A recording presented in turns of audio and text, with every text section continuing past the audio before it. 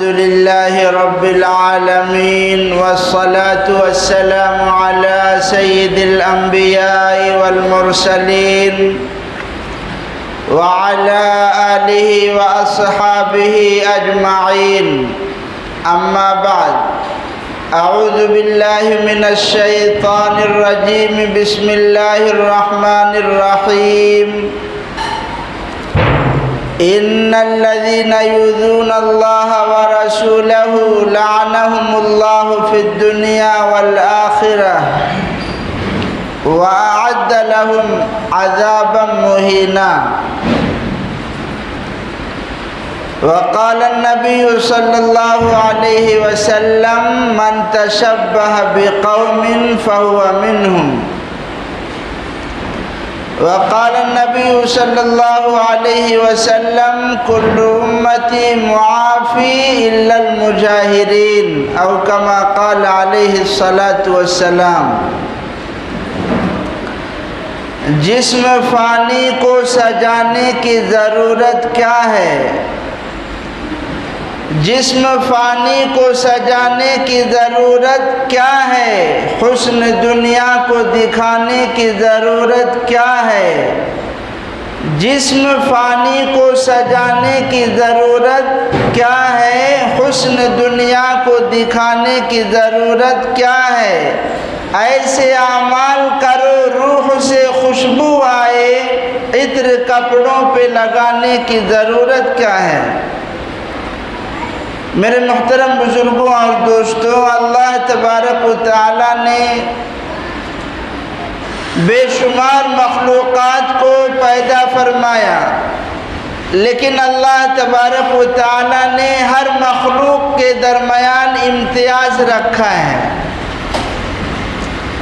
چاہے وہ بحری مخلوق ہوں یا بری مخلوق ہوں، خشکی میں رہتی ہوں یا تری میں رہتی ہوں. ہر مخلوق کی ڈیزائننگ، ہر مخلوق کا کلر، ہر مخلوق کے عادات و اخلاق الگ الگ ہیں. اللہ تبارک و تعالیٰ کی انہی مخلوقات میں سے ایک حیوان ہے، حیوان ناطق، یعنی ہم انسان جسے کہتے ہیں. لیکن گھوڑے کو بھی اللہ نے ناک عطا فرمائی، اس کے بھی زبان ہے، اس کے بھی کان ہے. لیکن کیا بات ہے کہ اللہ تبارک و تعالیٰ نے انسان کو اشرف المخلوقات میں شمار کیا. اللہ تعالیٰ نے انسان کو بولنے کی طاقت عطا فرمائی. جو زبان ہمارے پاس ہے وہی زبان کتے کی بھی پاس ہے، وہی زبان گھوڑے اور گدھے کی بھی پاس ہے، لیکن وہ بول نہیں سکتا. اللہ نے ہمیں بولنے کی طاقت اور قدرت دی. اللہ تبارک و تعالی نے چیزوں کو چیزوں میں امتیاز کیا. گھاس، عام گھاس، لیکن جو گھاس زعفران جسے کہتے ہیں یہ بھی ایک گھاس ہے، لیکن اس کا ایک مقام ہے، اس کی کوالٹی ہے، اس کی قیمت ہے. اور ایک گھاس یہ بھی ہے، اس کی کوئی ویلو نہیں. زعفران اللہ تبارک و تعالی نے مرد کو الگ ڈیزائننگ میں پیدا کیا، عورت کو الگ ڈیزائننگ میں پیدا کیا. مرد کی شکل و صورت، اس کے سینے، ہاتھ اور پاؤں، اس کے ناک کے نقشے اللہ نے الگ بنائے، عورتوں کے اللہ نے الگ بنائے. اس لیے جب ہم مسلمان اپنے آپ کو کہتے ہیں تو کیسے پتہ چلے گا کہ ہم مسلمان ہیں؟ ارے بھائی، ہم بڑھئی ہیں، نجار کا کام کرتے ہیں. آپ کے پاس ہم آئے، میں نے کہا آپ کو دروازہ بنوانا ہے، ہم آپ کا دروازہ بنا دیں. تو مالک، مکان کا مالک ہمارے اوزار دیکھے گا.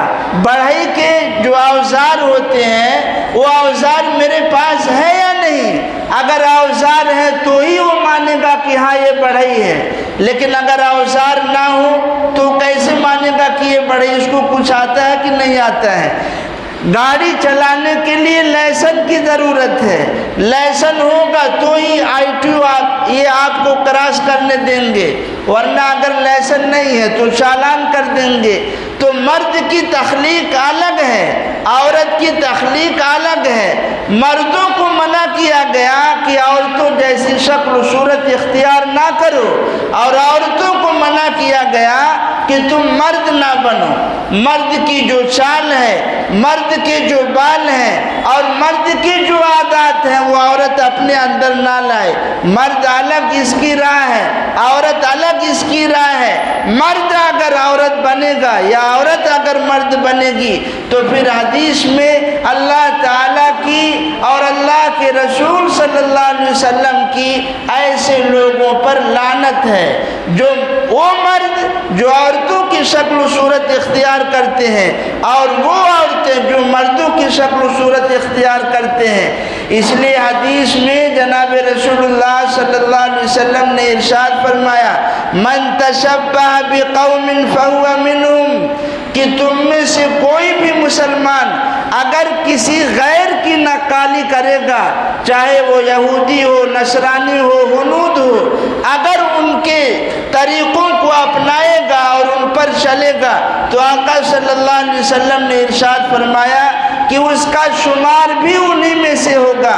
مثال کے طور پر ہم نے پینٹ شرٹ پہنا ہے، ہم نے ٹائی لگائی ہے، یہ ٹائی کس کے دھرم میں ہے؟ یہ ٹائی صرف لوگ اپنی داڑھیوں کو پن سے جو ہے نیچے باندھ لیتے ہیں۔ اگر ہم اس طریقے سے کریں گے گویا اس کے نقش قدم پر ہم چل رہے ہیں۔ تو جناب رسول اللہ صلی اللہ علیہ وسلم نے ارشاد فرمایا اس کا شمار بھی انہی میں سے ہوگا، اس کا شمار بھی انہی میں سے ہوگا، یعنی جو سزا ان کو ملے گی ان کے اعمال کو اختیار کرنے کی وجہ سے وہی سزا اس مسلمان کو بھی ملے گی۔ مکہ المکرمہ کے اندر جو لوگ گئے ہیں وہ دیکھتے ہیں، مکہ المکرمہ میں ایک واقعہ پیش آیا۔ حضرت تھانوی حکیم الامت رحمت اللہ علیہ نے بیان فرمایا کہ مکہ المکرمہ میں ایک واقعہ پیش آیا، ایک آدمی کا انتقال ہو گیا۔ جب اس آدمی کا انتقال ہو گیا، مکہ ہی کا رہنے والا ہے، وہاں پر عام طور پر جو قبرستان کوئی گیا ہے؟ کوئی گیا نہیں وہاں۔ میں ایک بار گیا ہوں ایک جنازے میں، تو قبرستان جو ہوتا ہے سیڑھی کے ذریعے تقریباً نیچے چڑھتے ہیں، روم ٹائپ کا ہوتا ہے، کیمیکل وغیرہ کیا ڈالتے ہیں، تو جنازے اتنے آتے ہیں کہ مہینہ 2 مہینہ 3 مہینہ کراس کرتے کرتے دوسری لاش کو اس میں دفن کرنا پڑتا ہے کثرت سے فضیلت حاصل کرنے کے لیے۔ تو جب اس آدمی کا انتقال ہوا اس کو دفن کیا گیا، کچھ دنوں کے بعد دوسری نعش آئی، تو جب اس کو دفن کرنے گئے ہیں تو کیا دیکھتے ہیں کہ ہم نے جس مردے کو پہلے دفن کیا تھا اس مردے کی جگہ پر ایک یورپین لڑکی کی لاش پڑی ہوئی ہے۔ یورپ کی رہنے والی ایک لڑکی کی خوبصورت حسین و جمیل، اس کی لاش وہاں پڑی ہوئی ہے قبر میں، جبکہ وہاں کس کو دفن کیا گیا تھا؟ عربی آدمی کو، مکہ کے رہنے والے آدمی کو۔ اب تعجب میں پڑ گئے، بھائی ہم محلے کے یہاں ہیں، قبرستان میں ہم جائیں گے جب کسی کو تو پہچانتے تو ہیں نا بھائی یہ ہمارے بھائی کی ہے، ابا کی ہے، قبر ہے، ہر آدمی پہچانتا ہے۔ تو پہچاننے والے لوگ تھے کہ بھائی کچھ دنوں پہلے تو یہاں فلاں شخص کو دفن کیا گیا تھا، لیکن اس کی جگہ پر اس لڑکی کی لاش۔ تو اسی میں چونکہ مکہ المکرمہ ایسی جگہ ہے کہ برطانیہ، یورپ، لندن ہر جگہ سے لوگ آتے ہیں، تو ایک آدمی وہاں تھا جو حج کرنے کے لیے آیا تھا، وہ بھی شریک تھا۔ اس نے کہا یہ لڑکی فرانس کی رہنے والی ہے، یہ لڑکی فرانس کی رہنے والی ہے اور یہ میری شاگردہ ہے، میں نے اس کو پڑھایا ہے۔ ٹھیک ہے بھائی پڑھائے ہو، لیکن فرانس سے اس کی لاش مکہ المکرمہ میں کیسی آ گئی؟ اور سوال یہ ہے کہ جس عربی کو یہاں دفن کیا گیا تھا اس کی لاش کہاں گئی؟ یہ مسئلہ تھا، لوگ سوچنے لگے، تو جو آدمی تھا یورپ سے آیا تھا، فرانس سے، اس کو کہا گیا تمہارا حج جیسے ہی مکمل ہو تم فرانس جاؤ اور لڑکی جو مر گئی تھی اس کے گھر والوں سے تفتیش کرو، لڑکی کی قبر کا معائنہ کرو، دیکھو آخر وہاں اس کی لاش ہے یا نہیں ہے۔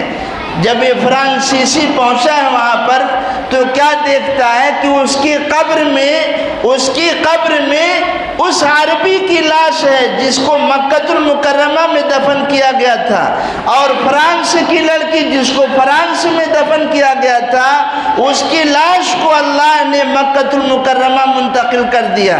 اللہ کی قدرت ہے، لیکن سوال یہ ہے کہ اس کی لاش یہاں کیوں آئی اور آدمی کی لاش وہاں کیوں گئی؟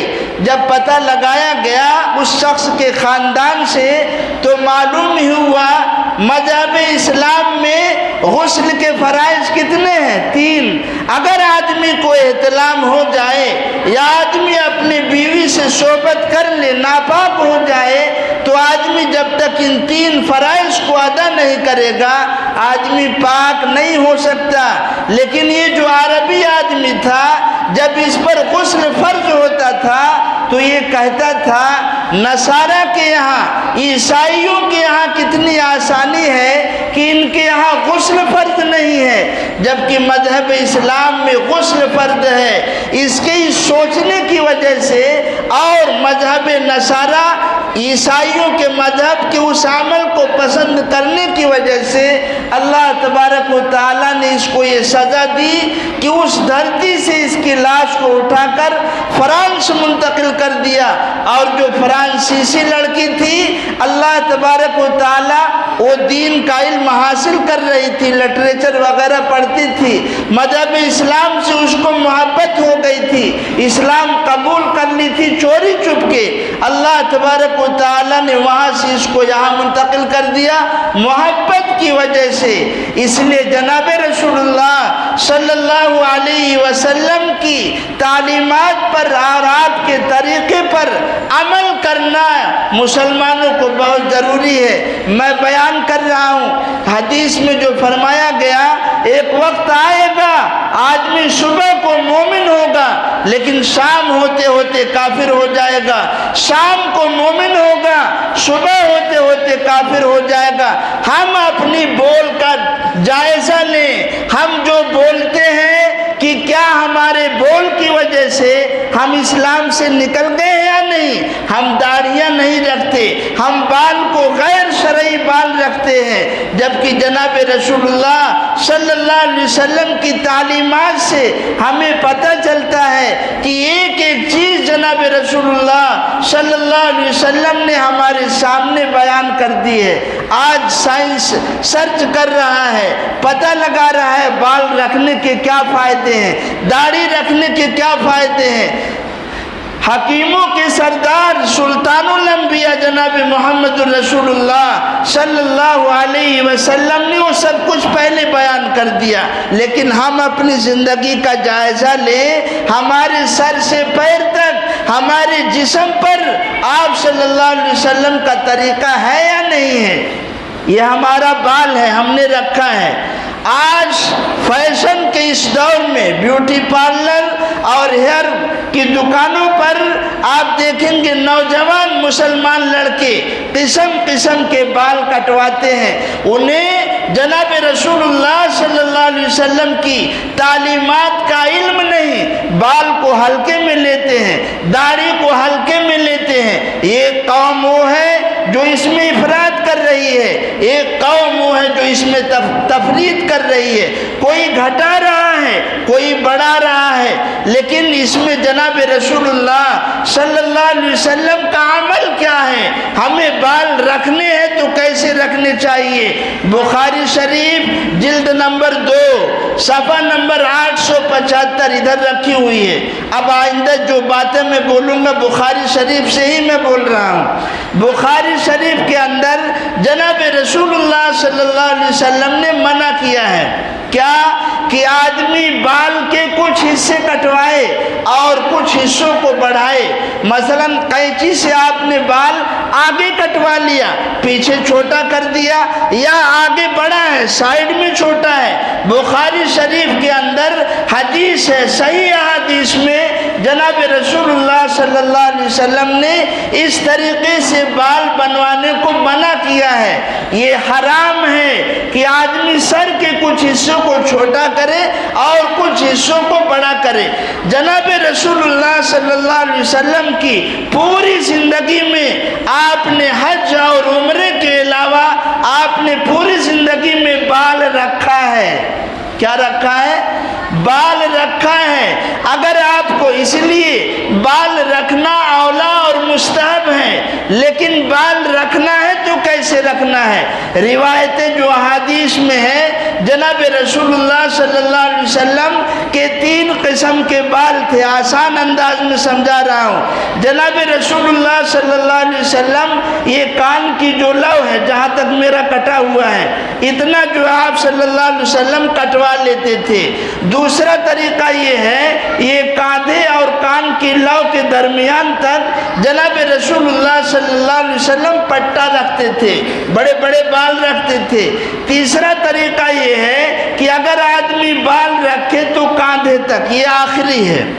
کاندھے سے نیچے جیسے جھنگڑیے لوگ بہت سارے پیر وغیرہ جو ہیں رکھتے ہیں، یہ صحیح نہیں ہے، سنت کے خلاف ہے. یہ 3 طریقے سے بال ہیں. اگر آدمی کو بڑا رکھنا ہے، یہ میرا شروع آگے سے لے کر پیچھے تک ایک سائیڈ ہے، ابھی میں کٹوایا ہوں پیچھے سے بس اتنا، پیسہ بھی کم خرچ، سنت کا بھی ثواب. بال رکھنا ہے تو اس طریقے سے رکھو. اور جناب رسول اللہ صلی اللہ علیہ وسلم نے مانگ بیچ میں سے نکالی ہے. ایک صحابی تھے، ان کی مانگ نہیں نکل رہی تھی، انہوں نے لوہا گرم کیا اور عشق نبی میں آ کر کے اپنے سر کو داغ لیا کہ میری مانگ ٹیڑھی نکل رہی. سنت پر عمل.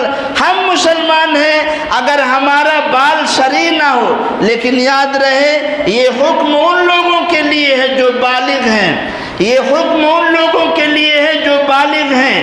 نابالغ کے لیے بڑے بال رکھنا، پٹے رکھنا یہ حرام ہے. سمجھ لو کیا حرام ہے. یہ کہاں لکھا ہے؟ میں حوالہ دیتا ہوں. شمائل کبریٰ حدیث کی کتاب ہے، تفصیل سے اس میں کلام کیا گیا ہے، بلکہ حدیث ہے جناب رسول اللہ صلی اللہ علیہ وسلم نے ان بچوں کو جن کو آپ نے دیکھا کہ ان کے بڑے بال تھے آپ نے کٹوا دیا.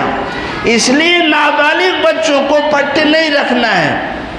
اور بال بھی کٹوانا ہے تو یا تو مشین سے برابر کرواؤ یا قینچی سے پورے سر کے بال برابر کرو. اگر بچہ جو ہے غیر شرعی بال رکھتا ہے، انگریزی کٹ رکھتا ہے یا بڑے بال رکھتا ہے، اس میں والدین کا مواخذہ ہوگا، والدین مجرم قرار دیے جائیں گے اور اس کا گناہ والدین کو ملے گا. یہ چیز یاد رکھنے کی ہے. عام طور پر چونکہ علم نہیں ہے، غفلت ہے، اچھے لوگ مبتلا ہیں، کوئی آگے سے کٹوا لیا، کوئی سائیڈ سے کٹوا لیا. لیکن شریعت کا کیا حکم ہے؟ اب ظاہر سی بات، ہم نے انگریزی کٹ کٹوایا ہے تو اب جب تک یہ انگریزی کٹ رہے گا ہمارے نامہ اعمال میں گناہ لکھتا رہے گا، گناہ لکھا جاتا رہے گا. اس لیے جناب رسول اللہ صلی اللہ علیہ وسلم نے منع کیا ہے قضا سے. بخاری شریف کے اندر یہی الفاظ ہیں. کوئی بلا کھل کے بولتا ہوں، جس کو دیکھنا ہو حوالہ میرا اب تک کا جو بھی بیان ہوا ہے اینی ٹائم کوئی بھی پوچھ سکتا ہے، میں حوالہ دے سکتا ہوں. جناب رسول اللہ صلی اللہ علیہ وسلم نے منع کیا. یہ تو ہوا سر کا بال. اب آتا ہے داڑھی کا مسئلہ. داڑھی کے مسئلے میں بعض لوگ غلو میں مبتلا ہیں اور بعض لوگ، جبکہ دیکھو بخاری شریف کے اندر روایت ہے. پہلے میں تھوڑا سا تذکرہ کر دوں، برا نہ سمجھنا اہل حدیث لوگوں کا، جو اہل حدیث اپنے آپ کو کہتے ہیں، جن کے یہاں خنزیر کا جھوٹا پاک ہے، جن کے یہاں خنزیر پاک ہے، ایسے گندے گندے مسئلے ان کی کتابوں میں دیکھو کسی پر کیچڑ نہیں اچھالتا، میں بولتا بھی نہیں، میرا بیان سن رہے ہو، اصلاحی باتیں زیادہ ہیں، میں یہی کوشش کرتا ہوں، لیکن ضرورت پہ بولوں گا نہیں تو سامنے، ورنہ اگر سنو آپ پوری سال میں خلاف ہی چلاؤں گا، پوری سال ہم ان کے خلاف ہی بولتے رہیں گے، لیکن سوچتا ہوں اصلاحی بات زیادہ آ جائیں۔ دیکھو جناب رسول اللہ صلی اللہ علیہ وسلم نے حدیث کے اندر داڑھی کو بڑھانے کا حکم دیا ہے، اور آپ صلی اللہ علیہ وسلم نے داڑھی رکھی ہے، بلکہ آپ ہی نے نہیں، آدم علیہ السلام سے لے کر جناب محمد رسول اللہ صلی اللہ علیہ وسلم تک جتنے بھی انبیاء آئے سارے نبیوں کی داڑھی تھی۔ قرآن پاک میں حضرت موسیٰ علیہ السلام کے بھائی حضرت ہارون کا تذکرہ ہے، جس میں داڑھی کا ذکر ہے۔ موسیٰ علیہ السلام نے ہارون علیہ السلام کی داڑھی پکڑ لی تھی۔ یہ صرف انبیاء نہیں بلکہ افلاطون بڑے بڑے فلاسفر جو آئے ہیں یہ بھی داڑھیاں رکھتے تھے، اور آج کی جدید سائنس، جدید طبی میڈیکل یہ کہتی ہے واقعی داڑھی رکھنی چاہیے، لیکن بہت سارے ہندو بھی داڑھی رکھتے ہیں، سادھو رکھتے ہیں، سکھ عیسائی یہ ان کا رسم و رواج ہے۔ گرو نانک کی اتباع میں سکھ لوگ داڑھی رکھتے ہیں۔ ہائے مسلمان، افسوس ہے کہ اپنے نبی کے عشق میں محبت میں داڑھی نہیں رکھتا ہے۔ جب جناب رسول اللہ صلی اللہ علیہ وسلم نے حضرت حذیفہ کے ذریعے سے ایران کے بادشاہ خسرو کے پاس خط لکھا تھا دعوت و تبلیغ کا، اسلام قبول کرنے کا، تو اس نے ایران کے بادشاہ نے جناب رسول اللہ صلی اللہ علیہ وسلم کے خط مبارک کو پھاڑ دیا کہ یہ معمولی آدمی ایک بادشاہ کو دعوت دیتا ہے اسلام کے، غصے میں آ گیا، اور غصے میں آ کر کے اس نے یمن کے گورنر کو خط لکھا کہ تم فوج کا ایک دستہ تابڑ توڑ مدینہ المنورہ روانہ کرو اور محمد عربی صلی اللہ علیہ وسلم کو گرفتار کر کے میری خدمت میں پیش کرو۔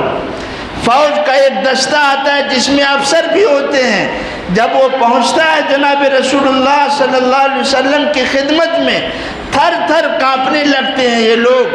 آپ صلی اللہ علیہ وسلم کو وہ رعب اللہ نے دیا تھا، یہ لوگ کانپنے لگتے ہیں۔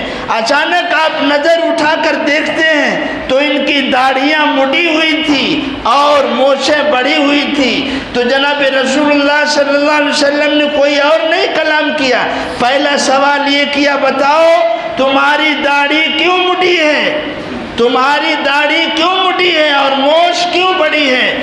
تو ان فوج کے دستوں نے جس میں افسر بھی تھے جواب دیا کہ ہمیں ہمارے رب کسرا نے، کسرا کو یہ رب بولتے تھے، کہ ہمیں ہمارے رب کسرا نے حکم دیا ہے کہ داڑھی کو مڈاؤ اور مونچھ کو بڑھاؤ۔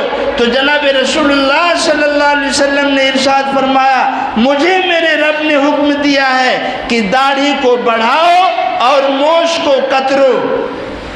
تو یہ سارے انبیاء کی سنت ہے، لیکن سوال یہ ہے، دیکھو داڑھی میں دو واجب ہیں، ایک ہے داڑھی رکھنا اور ایک ہے داڑھی ایک مشت رکھنا، ایک مٹھی رکھنا۔ کتنا رکھنا؟ ایک مٹھی۔ اب بھائی دیکھو برا نہیں سمجھنا، یہ کس کی داڑھی ہے، میں کسی پہ تنقید نہیں کر، اللہ توفیق دے رکھنے کی۔ آپ صلی اللہ علیہ وسلم کو کیا منہ دکھائیں گے ہم؟ قبر میں سب سے پہلے سامنا آپ صلی اللہ علیہ وسلم کا ہوگا، کیا منہ دکھائیں گے؟ ذرا سوچو، ایران سے آنے والے یہ آفیسر کیا مسلم تھے؟ غیر مسلم تھے، لیکن جناب رسول اللہ صلی اللہ علیہ وسلم نے ان کو دیکھ کر ناگواری کا اظہار کیا۔